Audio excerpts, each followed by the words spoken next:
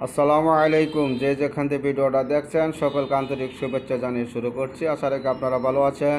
ইনশাআল্লাহ আমিও আপনাদের দোয়া ভালো আছি।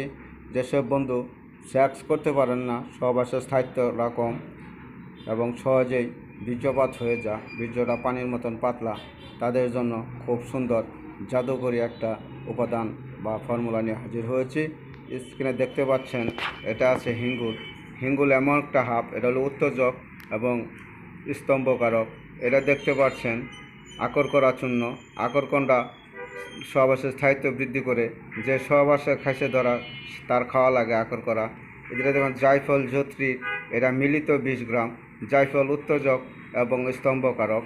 আর এখানে দেখছেন লবঙ্গ, লবঙ্গ উত্তেজক এবং স্তম্ভকারক। এই যেটা দেখতে পাচ্ছেন আফিমের কাঠ। আফিমের কাঠ এটাও সহবাসের স্থায়িত্ব বৃদ্ধি করে। আফিম আমাদের দেশে যদিও পাওয়া যায় না, এটা আফিমের খোসার থেকে তৈরি করতে হয়। এই খোসার থেকে আমি আফিমটা কাঠটা সংগ্রহ করছি, এটা 20 গ্রাম। এই সবগুলা একত্র করে কাচের গুল্লি পরিমাণ আমি মধু দ্বারা গুলে ট্যাবলেট তৈরি করব। তবে বন্ধু, মূল ভিডিওটাতে যাওয়ার আগে আপনাদের ছোট্ট একটা রিকোয়েস্ট, যারা এই ভিডিওটা দেখছেন তারা লাইক করবেন, শেয়ার করবেন, অন্যদের দেখার সুযোগ করে দিবেন। যারা সাবস্ক্রাইব করেন নাই তাদেরকে সাবস্ক্রাইব করার জন্য বিনীত অনুরোধ করছি, এবং যারা সাবস্ক্রাইব করছেন তাদেরকে মোবারকবাদ।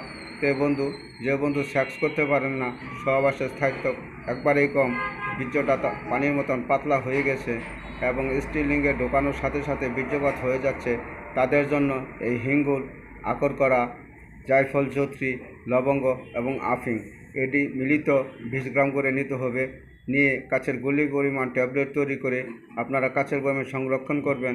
একটা বা দুইটা করে ট্যাবলেট রাত্রে ভাত খাওয়ার আধা ঘন্টা পরে কুসুম গরম দুধ দিয়ে সেবন